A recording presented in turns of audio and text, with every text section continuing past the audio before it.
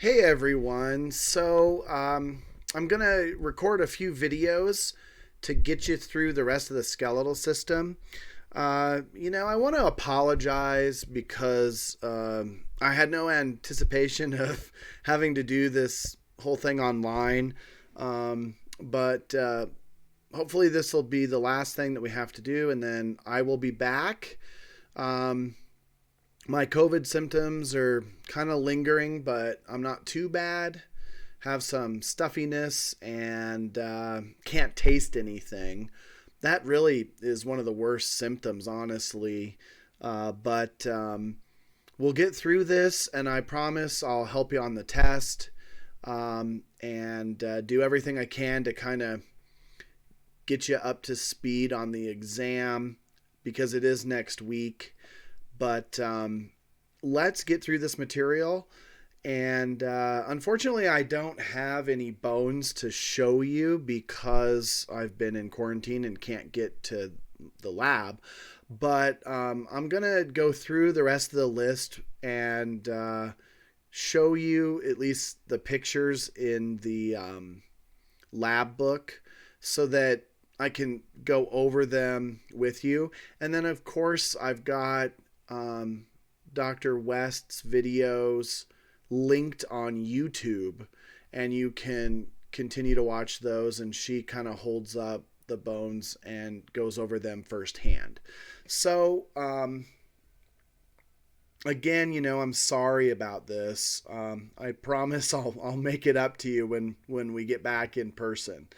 Um, if we look at our list on page 7, I want to go over the lower extremities with you tonight in this video.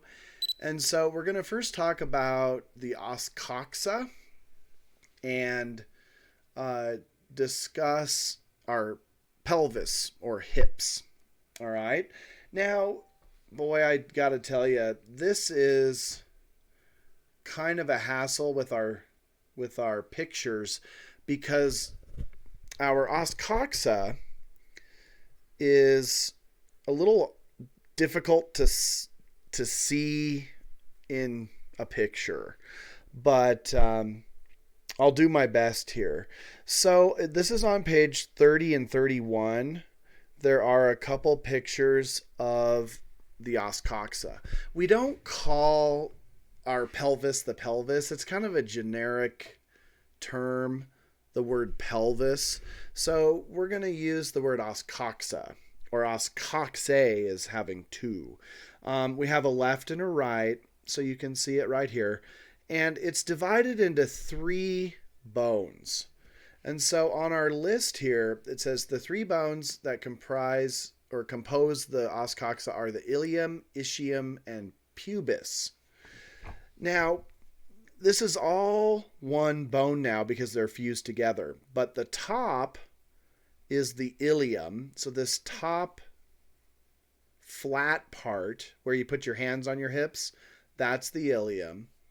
Then the bottom part are the other 2 bones. The pointy part is your pubis.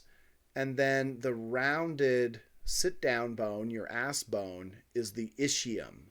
So you have your ilium, your pubis or pubic bone, and your ilium. So that makes up the first part of the list, the 3 bones. Then we've just got some structures that you have to know: the acetabulum, pubic symphysis, iliac crest, obturator foramen, the sciatic notch, and the sacroiliac joint.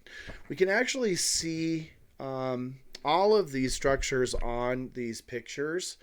It would just be better. I wish you could just hold an Oscoxa, and that would make things easier. But first of all, the iliac crest is the top of the ilium.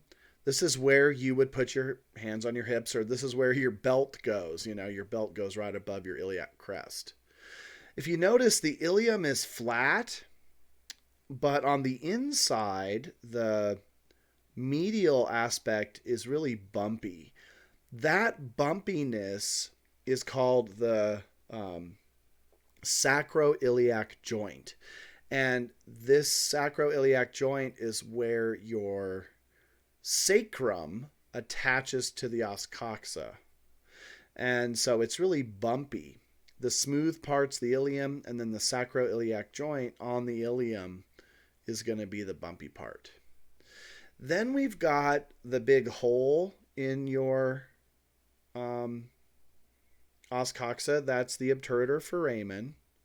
And then on the inside, this would be medial here. This would be lateral out here. On the medium side or medial side is this notch called the greater sciatic notch.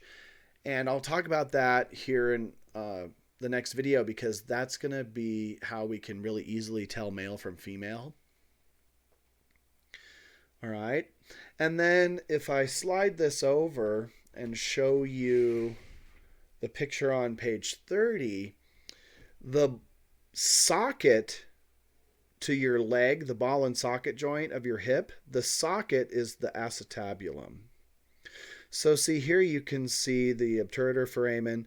The acetabulum is where our femur bone's going to fit in. Here's that greater sciatic notch. Here is the back. This is the back of the ilium. All right. Now, if we put these two os coxae together, and you know what? They don't have a picture of them together, which just is so ridiculous. I'm sorry.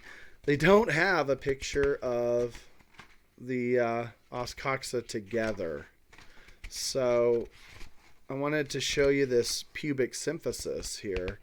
Let me flip back and see if there's another picture. Guess I'll go back to the entire skeleton here if they have a good picture of it. I'm not used to teaching this course with the lab book. I like to show and tell and give you all the information showing you the bones. Well, they don't have it, so the best thing that I can do is show you this picture.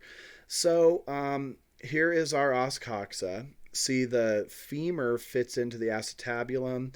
Here you've got your pubic bone, your ischium, and then your ilium. The iliac crest is the top.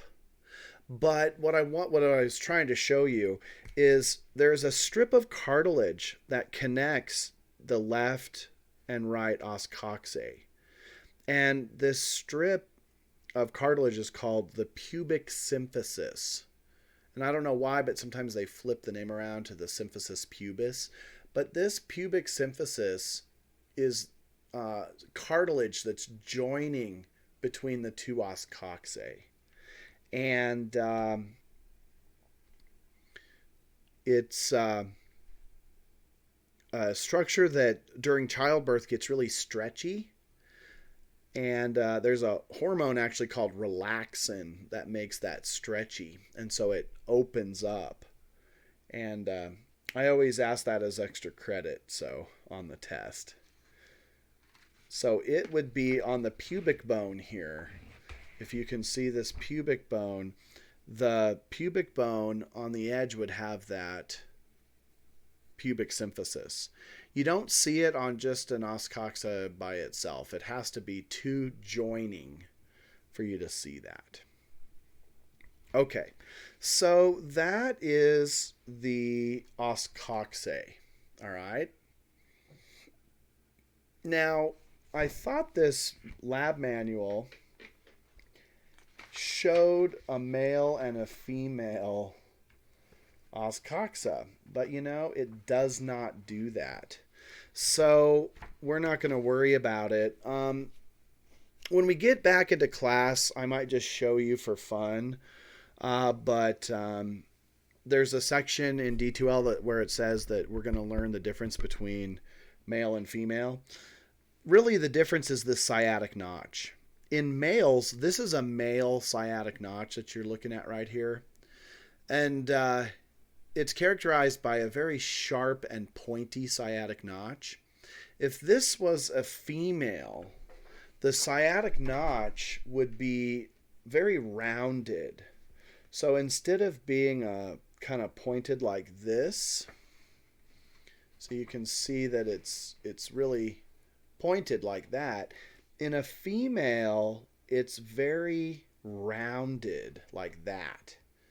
And that's again to make the birth canal larger. I just thought I'd share that with you really quick. We won't have time before the test to really talk about it, so and I can't show you before the test. Often I just put it as extra credit. It's not something that they ask you on the test, but I just thought I'd share that with you. Okay, so that's going to take care of this first part of the video.